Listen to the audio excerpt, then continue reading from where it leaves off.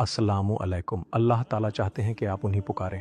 उन्होंने हमें इस तरह पैदा किया है कि हमें ज़रूरियात पेश आती हैं और वो फरमाते हैं कि वो इन ज़रूरियात को पूरा करेंगे। वो चाहते हैं कि आप उन्हीं पुकारें। कुछ चीज़ें ऐसी हैं जो सिर्फ़ अल्लाह ही कर सकते हैं, जैसे कि आपको बाबरकत ज़िंदगी अता करना, आपके पास जो कुछ है उसमें बरकत देना ताकि आप उससे ज़्यादा फ़ायदा उठा सकें, और आपको इस हद तक माफ़ करना कि आप जन्नतुल फिरदौस हासिल कर सकें। मुकम्मल मग़फ़िरत वगैरह सिर्फ़ अल्लाह सुब्हानहू व तआला के इख्तियार में है। फिर इंसानों की भी एक महदूद सलाहियत होती है जिसके तहत वह कुछ चीज़ें कर सकते हैं। मिसाल के तौर पर, अगर मैंने आपके साथ नाइंसाफ़ी की है तो मुझे आपसे माफ़ी मांगनी होगी। बराए करम मुझे माफ़ कर दीजिए, लेकिन मुझे अल्लाह से भी माफ़ी मांगनी होगी, क्योंकि जब मैंने आप पर जुल्म किया तो मैंने अल्लाह के हुक्म के ख़िलाफ़ भी गलती की। तो ये एक अलग मामला है। लेकिन आज हम अल्लाह को पुकारने के मौजू पर बात करना चाहते हैं, क्योंकि यह इबादत के सबसे अजीम अमाल में से एक है, अल्लाह से दुआ और सवाल करना। हम आम तौर पर हाथों को इस तरह फैलाकर दुआ करते हैं जैसे कि हम कुछ मांग रहे हों, और कहते हैं, ए अल्लाह मुझे बख्श दे, ए अल्लाह मुझे अता फरमा, ए अल्लाह मुझे माफ़ फरमा। तो आज मैं ये देखना चाहता हूँ कि ऐसी दुआ कैसे की जाए जो अल्लाह सुब्हानहू व तआला से मकबूल हो। इंशाअल्लाह। हम रमज़ान के आखिरी 10 रातों में हैं। यह आखिरी वक़्त बहुत अहम है। हर दिन अल्लाह से मांगो, उससे कुछ भी और सब कुछ मांगो। अल्लाह के लिए कुछ भी नामुमकिन नहीं है। ये यकीन रखो कि वो हर चीज़ पर कादिर है, चाहे तुम उससे कुछ भी मांग रहे हो।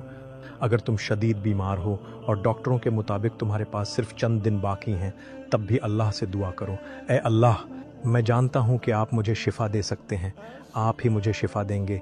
ए अल्लाह मुझे सेहत अता फरमा। ए अल्लाह मैं जानता हूँ कि आप मुझे शिफ़ा दे सकते हैं, आप मुझे शिफ़ा देंगे। ए अल्लाह मुझे इलाज बता दें, चाहे आपने ऐसा किया हो या नहीं। यह हकीकत कि आप ऐसा कर सकते थे काफ़ी है। हाँ, अल्लाह को मुकम्मल यकीन के साथ पुकारना एक इबादत है जो आपको जन्नत में दाखिल कर सकती है। तो अल्लाह को मुकम्मल यकीन के साथ पुकारें, वह हर चीज़ पर कादिर है। बात यह आती है दुआ किस वक्त करना अफजल है। अब मैं क्या करूं? सबसे पहले, दिन का हर वक्त एक जैसा नहीं होता। रात के आखिरी तही हिस्से में दुआ करना ज़्यादा बेहतर होता है, और अगर दिन के वक्त दुआ करनी हो तो दिन के इख्तिताम पर करना बेहतर होता है। खासकर जब आप रोज़ा इफ्तार करने वाले हों, उस वक्त के करीब दुआ करना अफजल है। हम रमज़ान के आखिरी 10 दिनों और रातों की बात कर रहे हैं, लिहाजा इफ्तार के वक़्त के करीब, खासकर इफ्तार से 10-15 मिनट पहले अल्लाह से गिड़गिड़ा कर दुआ करें, ए अल्लाह मैंने अभी आपके लिए एक अजीम इबादत अंजाम दी है, इसे मुझसे कबूल फरमा वगैरह।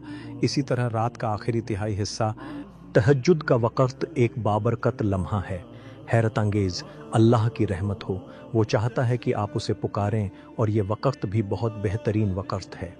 ये पसंदीदा वक़्त है, लेकिन इसका मतलब ये नहीं कि आप दूसरे वक़्तों में दुआ नहीं कर सकते। आप दिन या रात के किसी भी हिस्से में दुआ कर सकते हैं। अब दुआ से पहले आपको क्या करना चाहिए? सबसे पहले, दुआ से पहले कोई नेक अमल करना बेहतर है, इसलिए पहले कुछ सदका दें। मिसाल के तौर पर, मैंने कुछ नमाज अदा की है, आप ये जानते हैं कि आपने ये एक अच्छा काम किया है, कुछ अज़कार किए हैं, और फिर मैं क्या करूं? मैं अल्लाह को पुकारना चाहता हूं। मैं अपने हाथ उठाता हूं और अपनी दुआ शुरू करता हूं।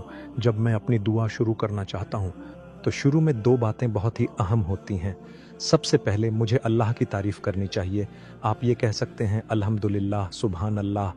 तो अल्हम्दुलिल्लाह, अल्हम्दुलिल्लाह व शुक्र अल्लाह।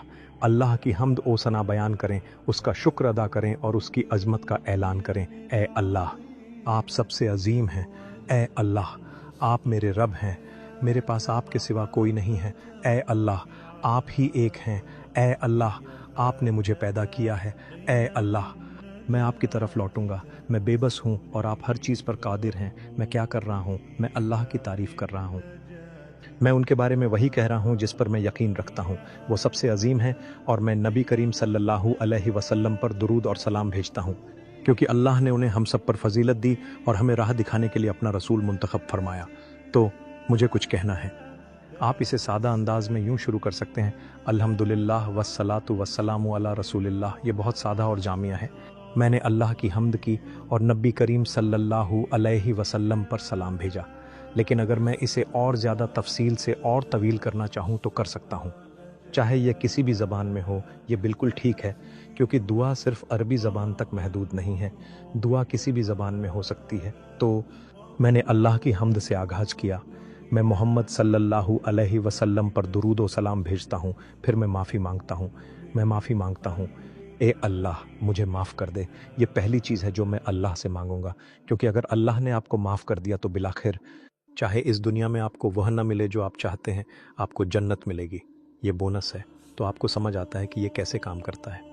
रमज़ान मगफ़िरत का महीना है। मैं ये कैसे जानता हूँ? हर बार हदीस में कहा गया है कि जो रमज़ान के लिए रोज़ा रखता है उनके पिछले गुनाह माफ़ कर दिए जाते हैं। जो रमज़ान में क़याम करता है उसे माफ़ कर दिया जाता है। जो क़याम करता है माफ़ कर दिया जाता है। जो भी ये अमल करता है उसे माफ़ी मिलती है। सब कुछ माफ़ी के बारे में है। आप तकवा हासिल करेंगे और तकवा का नतीजा माफ़ी है, और माफ़ी अल्लाह की रहमत के ज़रिए हासिल होती है। और अगर आपके पास अल्लाह की रहमत है तो आपको जन्नतुल फिरदौस मिलती है। ये हैरत अंगेज़ है ना? ये कमाल है कि किस तरह वह स्किटल असर काम करता है। आपने एक को गिराया और बाकी सब गिर गए। यही है कि अल्लाह कैसे काम करते हैं। जब आप अल्लाह के करीब जाने की कोशिश करते हैं तो वह फरमाता है, मैं तुम्हारी तरफ जल्दी आता हूँ। आप तसव्वुर भी नहीं कर सकते। यही रमज़ान की बरकत है। इसीलिए हम अल्लाह की हम्द व सना करते हैं। हम मोहम्मद सल्लल्लाहु अलैहि वसल्लम पर दुरूद भेजते हैं, और हमने हकीकत में अल्लाह से माफ़ी तलब की, और अब मैं अल्लाह से वह मांगता हूँ जो मैं चाहता हूँ। आपको क्या चाहिए? अपनी दुआओं में खुद गर्ज मत बनो, रिश्ते मत तोड़ो, और बेमानी चीज़ों की दुआ मत करो। अगर तुम कहो, ए अल्लाह कल शाम चोरी करने में मेरी मदद फरमा, मैं इस जगह चोरी करने जा रहा हूँ, तो यह दुआ कबूल नहीं होगी, बल्कि तुम्हारे खिलाफ जाएगी। तुम अल्लाह से यह नहीं मांग सकते कि वह फजर की नमाज के वक्त तुम्हें सोने में मदद दे। तुम अल्लाह से यह नहीं मांग सकते कि वह तुम्हें नाइट क्लब जाने में मदद दे या शराब के नशे में सहूलत फराहम करे। ऐसा होने का कोई इम्कान नहीं। तुम अल्लाह से कोई हराम चीज़ नहीं मांग सकते। यह एक गुस्ताखी है और मना है। दर हकीकत इस पर तुम्हें गुनाह मिलेगा। लिहाजा तुम्हारी दुआ में ऐसा कुछ नहीं होना चाहिए। और दुआ करते वक्त यह भी ना मांगो कि अल्लाह उन रिश्तों को तोड़ दे जिन्हें तुम्हें संवारना चाहिए। ए अल्लाह, मैं इसका चेहरा फिर कभी नहीं देखना चाहता, इसे मुझसे दूर कर दो। वो तुम्हारा भाई है, वो तुम्हारा बाप है। अल्लाह से दुआ करो कि वो दिलों को नरम करे। ए अल्लाह, इन्हें दीन की तरफ ले आ, हमें एक अच्छी समझ अता फरमा, इस पर हार ना मानो। हदीस में अल्फाज कुछ मुख्तलिफ हो सकते हैं, लेकिन मफ़हूम यही है कि जब तक तुम्हारी दुआ में कोई गुनाह ना हो और दुआ में रिश्ते तोड़ने की बात ना हो तो वह कबूल होती है। अल्लाह से किसी रिश्ते को तोड़ने के लिए मत कहो। हाँ, अगर कोई शख्स बुरा है, बहुत जहरीला, टॉक्सिक है, तो यह कह सकते हैं, ए अल्लाह मुझे इसके शर से महफूज रख, या ए अल्लाह मुझे शैतान से बचने में मदद फरमा। ये हम सब कहते हैं, ए अल्लाह मुझे इस शख्स की बुराई से बचा। लेकिन अल्लाह से किसी रिश्ते को तोड़ने के लिए दुआ ना मांगो, बल्कि उसे बेहतर बनाने की कोशिश करो। खुद को बेहतर बनाओ और इस्लाह की राह अपनाओ, इंशा अल्लाह। और फिर आप अल्लाह से जो चाहे मांग सकते हैं। ए अल्लाह मुझे सेहत दे, मुझे भलाई दे, मुझे दौलत दे, मुझे एक अच्छा साथी अता फरमा, मुझे औलाद दे, उन्हें नेक बना, मुझे ये अता कर, मुझे वो अता कर। यहाँ तक कि अगर आप चाहते हैं कि मुझे छांद पर ले जाया जाए, जो भी आपकी ख्वाहिश हो अल्लाह आपको अता कर सकता है। लिहाजा जो चीज़ें आपको नामुमकिन लगती हैं उन्हें सिर्फ मजाक में ना कहें, दुआ का मजाक ना बनाएं। बल्कि अगर आप वाकई किसी चीज़ की ख्वाहिश रखते हैं तो अल्लाह से मांगें, शर्मिंदा ना हो। वही आपका रब है, और पूरे यकीन के साथ उससे दुआ करें।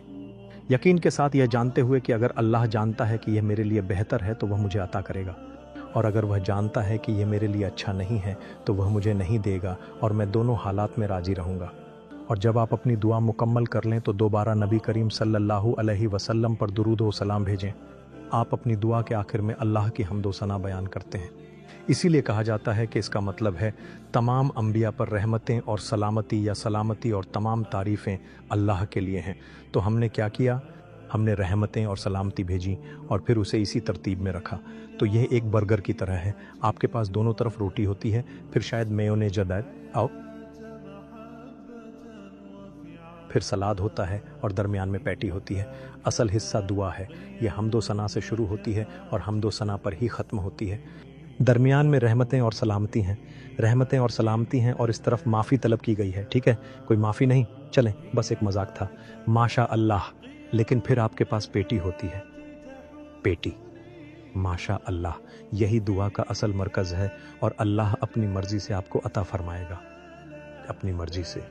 और आखिरी बात जो मैं कहना चाहता हूँ वह ये है कि जब अल्लाह आपको नहीं देता तो याद रखें, या आपको पुख्ता यकीन होना चाहिए कि यह उसकी मोहब्बत, उसके रहम, उसके इल्म और उसकी शफ़क़त की बिना पर है कि उसने आपको नहीं दिया। बेशक अल्लाह ने आपके लिए आखिरत में कुछ ऐसा रखा होगा जो आपके तसव्वुर से भी बालातर है। अल्लाह ताला हमारी दुआओं को कबूल फरमाए। हम उन लोगों में से हों जो हकीकत में दुआ करना जानते हैं। कभी कभी आपके किए गए गुनाहों की वजह से शायद आपकी दुआ कबूल ना हो, बिल्कुल उसी तरह जैसे आप चाहते हैं। कभी कभी हमारे आमाल और रवैये की वजह से अल्लाह कुछ दुआओं को कबूल नहीं करता। अल्लाह रब्बुल इज़्ज़त हम पर रहम फरमाए। अगर आप किसी से कुछ चाहते हैं तो उनके साथ सही तरीके पर आ जाएं, खासकर दुनिया के रब के साथ। मैं अल्लाह से कुछ चाहता हूँ तो मैं सही राह पर रहूँगा। अपने लिबास को बेहतर करें, अपनी नमाज को बेहतर करें, अल्लाह के साथ अपने ताल्लुक़ को मजबूत करें और फिर देखें क्या होता है। अल्लाह आप सबको बरकत दे।